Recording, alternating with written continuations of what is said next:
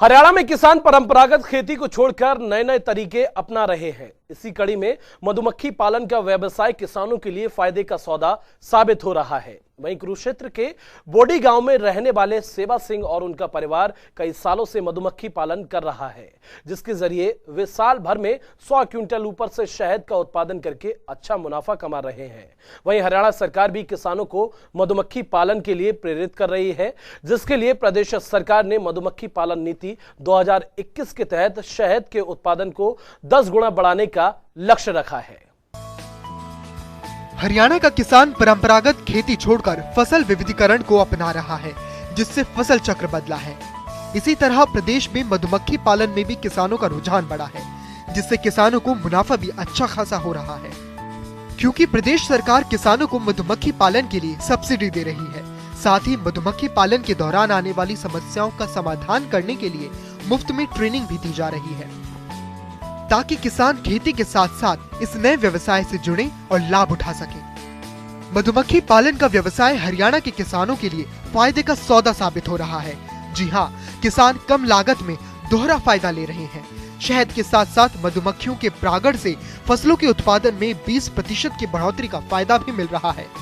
वहीं कुरुक्षेत्र के बोडी गांव में रहने वाले सेवा सिंह और उनका परिवार 3 दशक से मधुमक्खी पालन कर रहा है, जिसके जरिए वे साल भर में 100 क्विंटल से ऊपर शहद का उत्पादन करते हैं।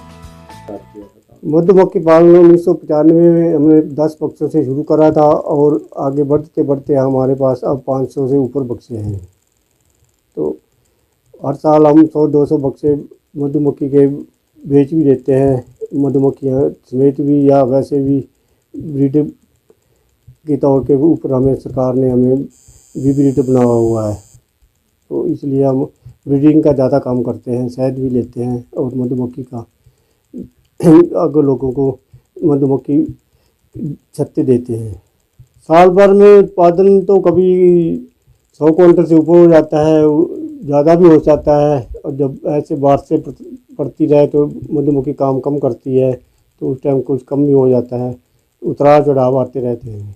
तो सरकार की तरफ से कोई सहयोग मिलता है? सरकार की तरफ से सरकार ने ये रामनगर में सेंटर बना हुआ है, वहाँ से प्रशिक्षण मिलता है और कई जानकारियाँ मिलती हैं। सरकार अच्छा सहयोग कर रही है इस मधुमक्खी की। वहीं सेवा सिंह ने ये भी जानकारी दी कि मधुमक्खियां सिर्फ मधु एकत्रित नहीं करती, बल्कि दोहरा लाभ करती हैं। शहद एकत्रित करने के साथ साथ मधुमक्खियां परागण करती हैं, जिससे फूलों में, सब्जियों में, फलों की फसलों में बढ़ोतरी होती है।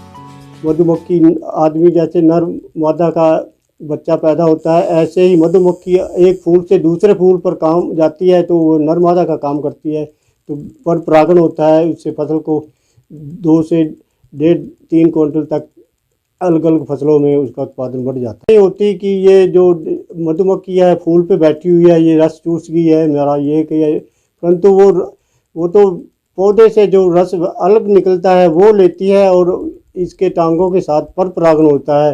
एक फूल से दूसरे फूल पर मक्खी जाती है, तो ये नर मादा का काम करती है। भ्रम है लोगों को कि ये हमारी फसल को चूस गई है, ऐसा कोई बात नहीं है। सरकार ने भी इसके ऊपर बहुत जोर दिया है कि ये पर परागण करती है मधुमक्खी, परंतु कई किसान होते हैं जो नहीं समझते, तो उनको समझाना पड़ता है। हाँ, हमारे अवार्ड मिले हैं, प्रधान यहाँ से मुख्यमंत्री हमें सम्मानित किया है और ब्रीड हुए हैं 4 लाख की हमें मधुमक्खी को आगे बढ़ावा देने के लिए हरियाणा सरकार ने। वहीं हरियाणा सरकार भी मधुमक्खी पालकों की आमदनी बढ़ाने का प्रयास कर रही है, जिसके लिए प्रदेश सरकार ने हरियाणा मधुमक्खी पालन नीति 2021 के तहत शहद के उत्पादन को 10 गुना बढ़ाने का लक्ष्य रखा है। इस पॉलिसी के तहत प्रदेश में मधुमक्खी पालकों की संख्या बढ़ाने का उद्देश्य है, साथ ही आधारभूत ढांचा भी विकसित किया जा रहा है। वहीं हरियाणा सरकार शहद प्रसंस्करण इकाई, पैकिंग स्टोर, बॉटलिंग यूनिट, उपकरण निर्माता इकाइयां स्थापित करने और शहद के रिटेल आउटलेट खोलने पर ध्यान दे रही है। हरियाणा सरकार मधुमक्खी पालन नीति के तहत शहद का उत्पादन करने वाले किसानों को प्रोत्साहन देने में लगी हुई है। हरियाणा में शहद एक ही ब्रांड का बनाकर बेचने की तैयारी सरकार कर रही है, जिसके तहत किसानों से शहद खरीदकर एक ब्रांड के टाइटल के साथ सरकार वीटा बूथ और हरहित स्टोर पर शहद बेचेगी, जिससे किसानों को सीधे तौर पर और ज्यादा मुनाफा होगा। जनता टीवी ब्यूरो रिपोर्ट।